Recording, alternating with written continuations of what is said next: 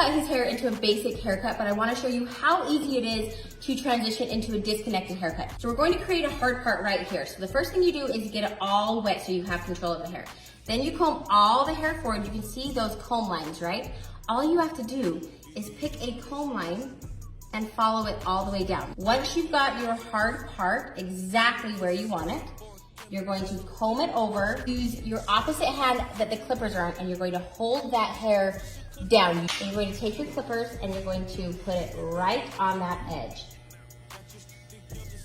Go over a few times.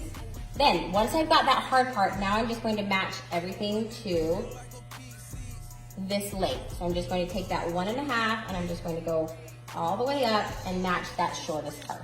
So I like to stop about behind the ear with the hard part, and then I like to visualize a diagonal down because you don't want to go super high on this other side because you still want the hair over here that you can style. So right now I've got a 1.5 from the hard part right here, down a diagonal, and then a little bit lower right here, and now I'm going to start blending.